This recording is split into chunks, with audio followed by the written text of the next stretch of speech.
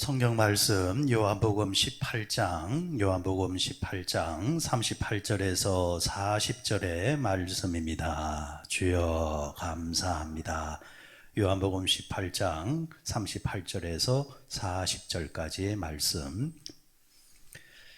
우리 같이 한 목소리로 받들어 읽겠습니다. 빌라도가 이르되 진리가 무엇이냐 하더라.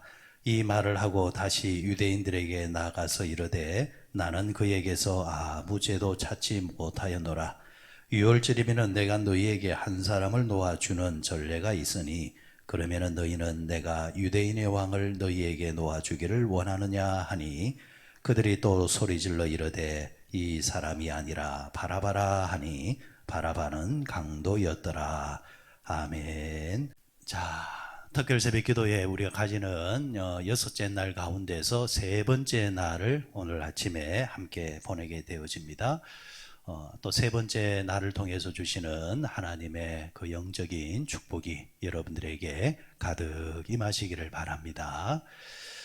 자, 오늘은 오늘 본문 말씀을 가지고 나는 어떤 유형의 사람인가, 좀 더 말하면은 나는 어떤 유형의 그리스도인인가, 성도인가 라는 질문 앞에 우리가 한번 대답을 해 볼까 합니다.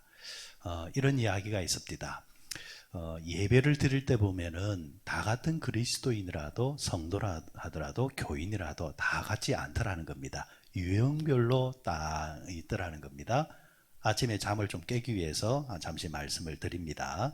설교 시간에 강단을 멀리 이제 응시하는, 그 멀리서 이제 무슨 이제 구경하는 이제 그런 파가 있답니다. 그런 파를 일명 멀대파라 이렇게 이야기를 합니다. 주보를 밑줄을 그으며 교정을 처음부터 끝까지 보는 사람, 꼼꼼파.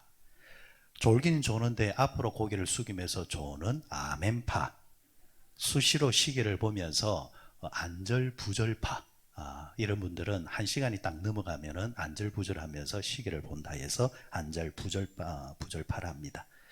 그리고 예배 시간에 단 30초도 1분도 가만히 있지 못하고 요거 만졌다가 저거 만졌다가 머리 만졌다가 뭐 안경 만졌다가 코 만졌다가 이런 분들이 있습니다.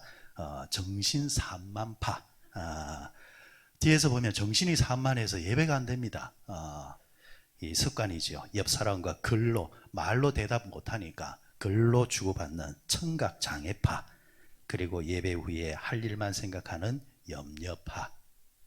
하나님의 말씀을 들을 때 설교 시간인데도 불구하고 성경책 펴놓고 시종일관 성경을 읽고 있는 나홀로파, 그리고 찬송 부를 때에 부르기는 부르는데 입만 뻥긋하는 립싱크하는 붕어파, 기도 시간에 살짝 잠을 보충하는 기회주의파, 누가 왔나 안 왔나 두리번거리는 경비파, 그리고 마지막으로 마음을 집중해서 드리는, 신령과 진정으로 드리는 예배 순정파. 우리 옆 사람에게 당신은 순정파가 되시기 바랍니다. 예. 어제까지는 어떤 파였는지 모르겠지만은 이파 저파 다 내려놓고 이제 순종파가 되었으면 참 좋겠습니다. 오늘 본문 말씀을 가지고 하나 더 이야기를 드릴 때 나는 어떤 종류의 그리스도인인가. 신앙에도 유형이 있는 것 같습니다. 신앙에도 유형이 있는. 오늘 빌라도 같은 사람은 기회주의파죠. 기회주의파입니다. 빌라도가 물었지 않습니까? 진리가 무엇이냐? 진리가 무엇이냐? 진리에 대해서 물었지만은 그가 추구하는 진리는 뭡니까? 옳고 그르다라는 그런 진리를 말하는 것이 아니라 이 상황 속에서 내가 무엇을 선택해야, 무엇을 잡아야 내가 기회를 얻을 수 있는가? 그게 그 사람의 진리라는 이야기입니다. 우리도 진리라는 말은 많이 쓰지 않습니까? 하지만 그 진리에 대해서 이야기를 해줘도 만일 그것이 자신의 손익에 있어서 조금 문제가 된다 싶으면은 그거는 진리가 될 수 없고, 손익에 있어서 득이 되어야만 그게 그 사람에게 진리가 되는. 그러니까 지금 빌라도는 딱 그 시기란 말입니다. 그가 옳고 그름으로 접근했다고 한다면은 예수님에게 있어서 죄가 없다는 것을 이미 알고 있잖아요. 법적으로 문제가 없다는 것을 이미 알고 있지만, 그러나 그게 그에게 문제가 되는 것이 아니라 내가 어떤 선택을 해야만 이 유대인에게서 내가 호응을 얻을 수 있는가, 나의 이 입지를 계속해서 가져갈 수 있는가, 그것이 그에게 진리의 판단의 문제일 뿐이었다는 겁니다. 또 성경에는 우리가 성경에서 대표적으로 말하면 바울과 게바를 빼놓을 수 없겠죠. 바울령이 있습니다. 바울령. 바울이 어떤 사람입니까? 처음에는 예수님을 핍박했던 사람이죠. 교회를 핍박했던 사람. 그런데 그가 다메섹 도상에서 예수님의 음성과 빛을 보는 순간 사람이 바뀌는데 어떻게 바뀝니까?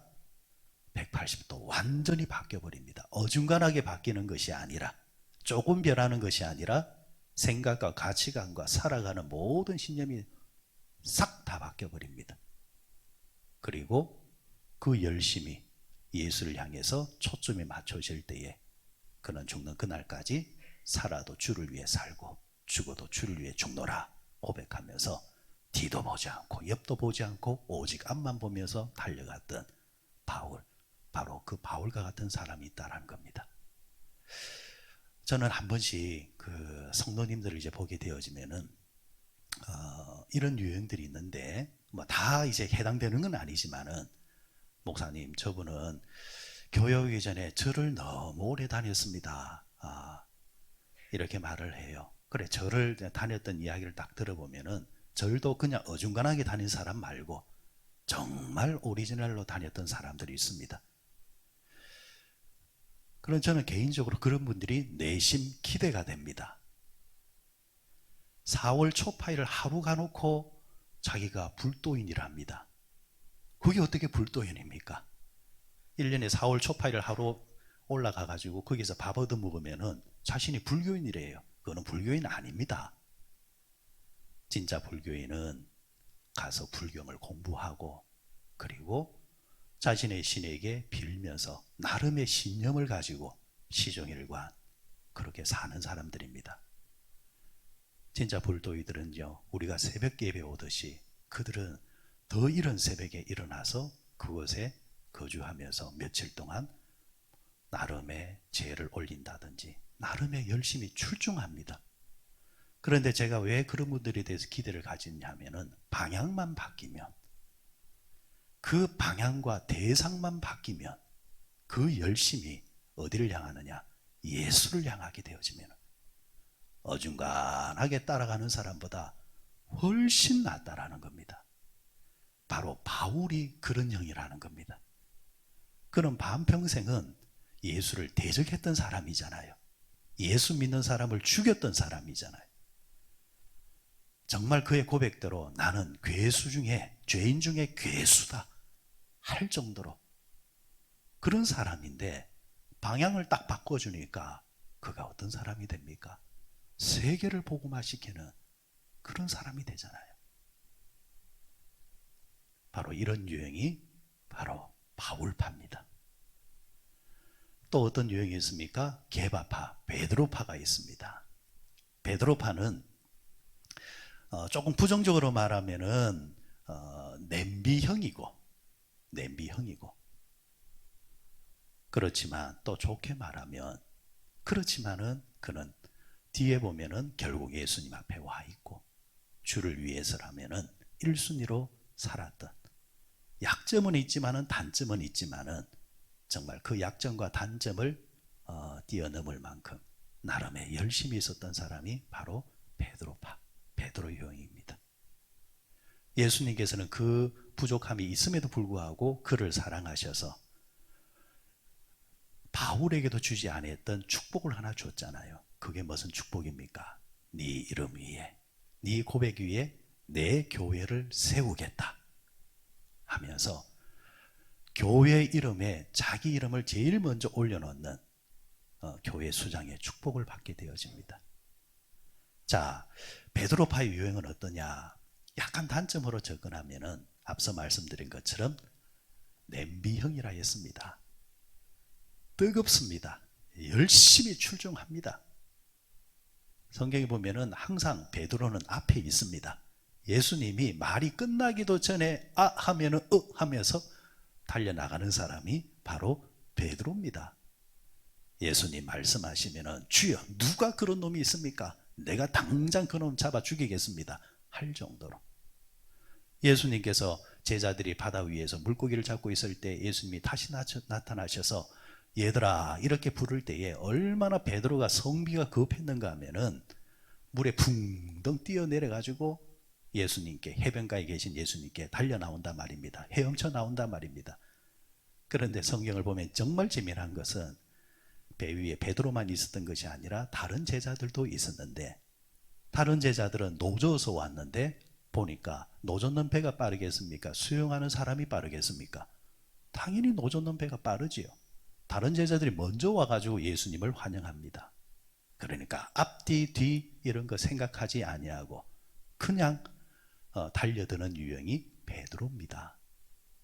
그런데 이런 유형들도 좋게 사용되어질 때는, 그것이 순수하게 사용되어질 때는 주님께서는 그 단점도 덮으시고 그 순수함을 보시고 주를 위해서 귀하게 사용하셔서 교회의 수장이 되어지는 그런 축복의 길을 걸어가게 되어졌습니다. 또 하나는 롯의 아내형이라 구약의 인물을, 여인을 잠깐 말씀드릴까 합니다. 우리 그리스도인들 가운데서도 의외로 이런 형이 많아요. 롯의 아내의 형이 어떤 형입니까? 뒤돌아보는 형입니다. 보세요. 앞서 나왔던 바울은 앞서 어떻게 살았든 간에 예수를 만나는 순간 옆도 보지 않고 뒤도 보지 아니하고 시종일관 앞만 보면서 갔던 사람이잖아요. 그런데 롯의 아내는 어떤 사람입니까? 남편을 통해서 하나님의 계시를 듣고 말씀을 듣고 실제로 일어나는 어수선한 것들을 보면서 안 되겠다 싶어서 소돔성을 빠져나왔습니다. 그런데 나올 때에 하나님의 말씀은 절대 뒤돌아보지 마라. 절대 뒤돌아보지 마라. 왜 그렇게 말씀하셨겠습니까? 그게 구원의 조건입니다. 당시로 봐서는 롯이 뭘 하나님을 잘 믿었습니까? 그의 아내가 뭘 하나님을 섬겼겠습니까? 그럼에도 불구하고 하나님은 아브라함을 보시고 그들의 부부와 그들의 가족을 구원시켜 주는 겁니다. 그런데 그런 기회를 받았음에도 불구하고 단 한 가지, 보지 마라, 보지 마라, 하나님만 봐라, 이렇게 말씀을 주셨는데 그거 하나 지키지 못하고 세상 일락을 잊지 못하고 뒤돌아본단 말입니다. 그 결과 어떻게 되었습니까? 아시다시피 소금 기둥이 되어버립니다. 여러분, 우리가 예수 믿은 지 그건 이제 몇 년이 되고 수십 년이 된 분들도 많을 줄 압니다. 우리 안에 가장 많이 올라오는 유혹이 뭡니까? 돌아보는 겁니다. 어디를 돌아봅니까? 세상을 돌아봅니다. 자꾸 세상을 돌아보고 싶은 유혹이 우리에게서 밀려 올라온다는 거죠. 그때마다 이 여인을 생각하십시오. 롯의 아내를 생각하십시오. 내가 이 유행이 아닌가? 내가 세상 돌아보는 그런 유행이 아닌가? 그래, 돌아보지 말아야지. 여러분들 돌아보지 마시고 예수님만 보시고 앞만 보고 가셔야 됩니다. 앞만 보고 가면 주님이 앞만 보고 나오시는 여러분들을 또 복되게 분명히 인도하실 줄 믿습니다. 저는 개인적으로 또 성경에서 유형을 찾을 때 여인으로 따지면은 오늘 마지막에 유형이라 할 수 있는 룻형을 말씀드리고 싶습니다. 룻형이 있습니다. 이름이 비슷합니다. 롯의 아내가 있고 룻이 있습니다. 룻. 성경의 룻기의 주인공이죠. 이 룻기에 있어서 제가 제일 좋아하는 말씀이 룻기 1장 16절의 말씀입니다. 이 룻기 1장 16절 말씀, 아침이지만은 우리 한번 성경을 한번 찾아보도록 하십시다. 우리 이런 유형이 다 되었으면 좋겠습니다. 룻기 1장 16절 말씀. 자, 찾았습니까? 룻기 1장 16절 말씀.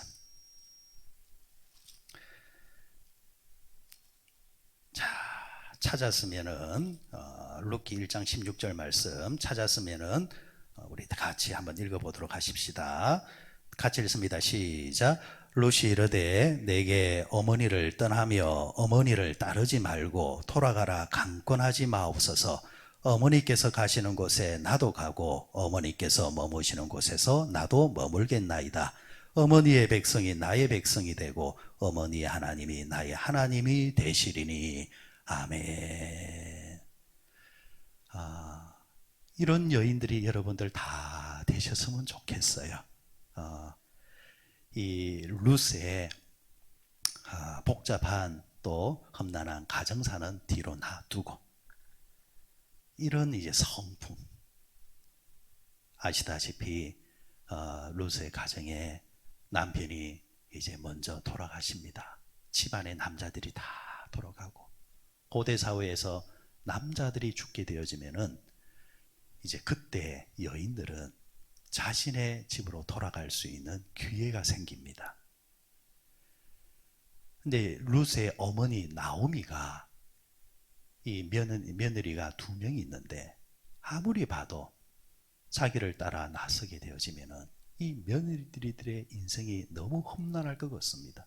그래서 자유를 주는 겁니다. 이제 너희들이 할 만큼 했으니까 이제 너희들 집으로 돌아가거라. 그래서 새 인생을 찾거라. 너희들이 새 인생을 차면서 보람되게 하며 살아보거라. 그동안 고생 많았다. 다 이렇게 말할 때에 이 룻 말고 다른 며느리는 기회다 싶어가지고 냅다 이제 가버리는데 이 룻이 어머니 앞에 손을 잡고 이렇게 고백을 합니다. 어머니 나로 가라 떠나라 말씀하지 마옵소서.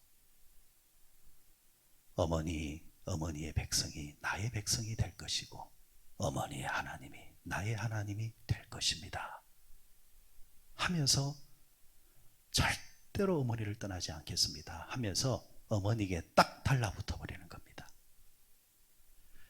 여러분, 달라붙는다라는 건요, 우리가 그 하나의 사물이나 이제 물체도 보면은 정말 뜨거우면은 탁 붙어버립니다. 아시죠? 너무 뜨거우면은 탁 붙어버려요. 또 너무 차가워도 탁 붙어버려요. 성경에서 뭐라 했습니까? 너희가 뜨겁든지 차든지 둘 중에 하나 해라라는 겁니다. 그러면은 탁 달라붙는 겁니다. 지금 이 룻이 딱 그 형이란 말입니다. 한 번 믿은, 한 번 따른 자에 대해서는 이것이 하늘이 맺어준 인연이라 생각하고 그냥 달라붙어 버리는 겁니다. 우리가 하나님의 관계도 이렇게 신앙생활하면은 문제가 없다고 봅니다. 하나님을 섬겨도 탁 달라붙어 가지고 하나님이 어디 계시든 간에 그곳에 나도 있을 것입니다. 그럴 때 여러분, 룻기의 마지막 장 4장에 가보면요, 어떤 일이 벌어지느냐, 이 룻은 개인적인 인생의 모든 것도 회복할 뿐만이 아니라 이 룻이 누가 되느냐 하니까 바로 다윗의 할머니가 되는 겁니다. 이 룻의 혈통에서 바로 다윗이 탄생하는 거예요. 얼마나 복됩니까? 여러분, 틀림없습니다. 어중간하게 따라가는 사람, 멀쩡히 따라가는 사람, 기회적으로 따라가는 사람, 그런 유형이 아니라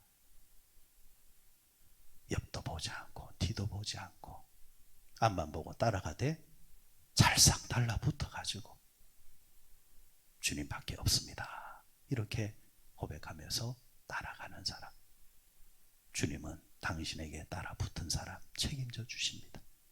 바로 그런 사람들이 내세와 그리고 현세와 내세의 주인공이 되는 겁니다.